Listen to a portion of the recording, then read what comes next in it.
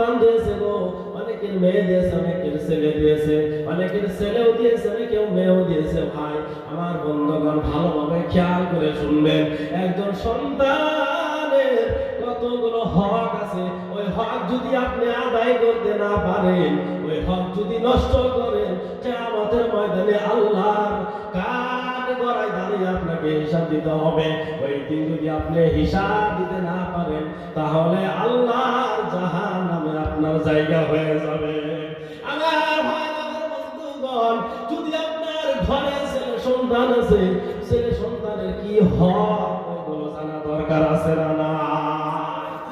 বিয়ে করার আগে একটা হক, সন্তানের হক, সেটা হলো আপনি যখন বিবাহ করবেন, আপনি যখন বিয়ে করবেন, ওই সময় আপনি টাকাকে প্রাধান্য দিবেন না, সৌন্দর্যকে প্রাধান্য দিবেন না, ওই সময় আপনি মর্যাদা সম্মানকে প্রাধান্য দিবেন না।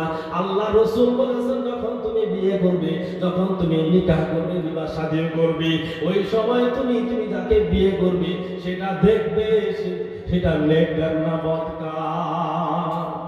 বিয়ের সময় দেখতে হবে, কেন আপনাকে ভাবতে হবে আজকে যে স্ত্রী, আজকে যে মেয়ে আমার স্ত্রী হইল, আজকে যাকে আমি বিয়ে করলাম, 2 দিন পরে সে হবে আমার সন্তানের মা।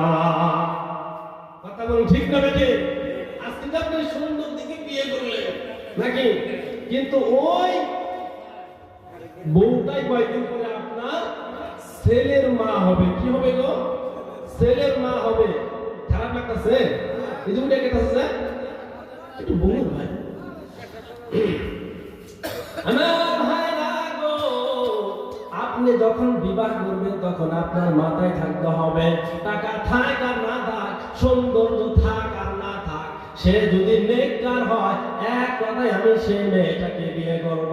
কেননা নেককার মেয়ে যখন আপনি বিয়ে করবেন গো, আপনার দুনিয়াতেও শান্তি হবে, আখিরাতেও শান্তি হবে। আমার বন্ধুগণ, আপনি যদি বদ মেয়েকে, বদকার মেয়েকে, গুনাহগার মেয়েকে এবং বেপরদা মেয়েকে যখন আপনি বিয়ে করবেন গো, দুনিয়াতেও আপনার অশান্তি হবে, মরার পরেও আপনার অশান্তি হয়ে যাবে। আমার বাবা, ভালোভাবে খেয়াল করবেন গো ভাই, আপনি যখন ছেলেকে বিয়ে করাবেন, ভাইকে বিয়ে করাবেন, অর্থাৎ নিজে বিয়ে করবেন, আপনি সবসময় খেয়াল রাখবেন, আমি যাকে বিয়ে করব সে সৎ হইতে হবে।